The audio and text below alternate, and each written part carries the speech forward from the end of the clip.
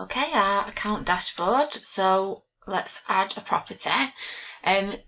This is our first property that we're adding. We can either go to add property, click here, or we can go up here to add property. So let's do that. And our listing name, so whatever your identifier is for that particular accommodation. So let's call that Yurt 1.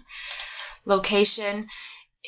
Your location is obviously, it will be important because guests can search by location.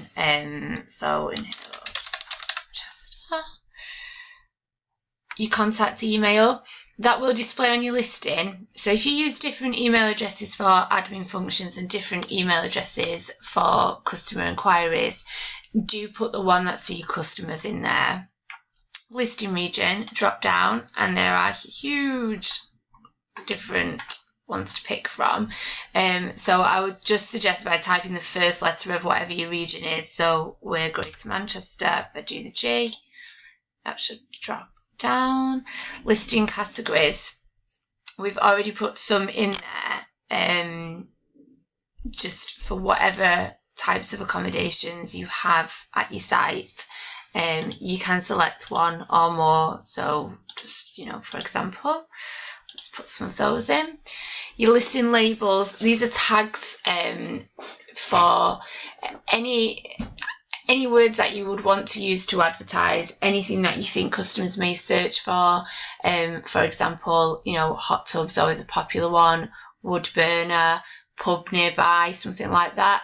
They can search for accommodations by them and filter by those keywords.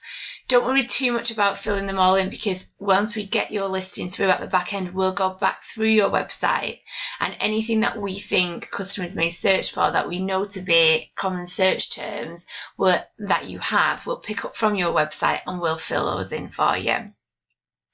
Hours of operation, now this is usually not required for glamping sites, so you can probably ignore that.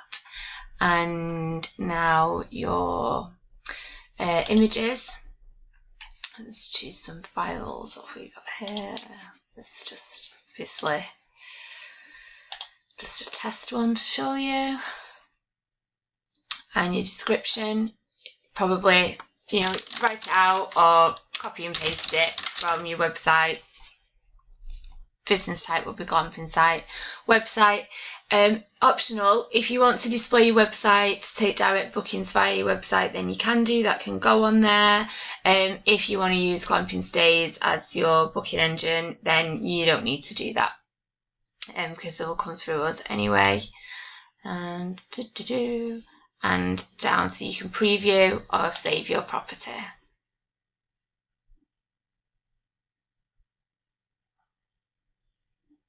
Okay, so now the property details are saved, and we can now go on to set our rates and availability, which we'll show you in the next video.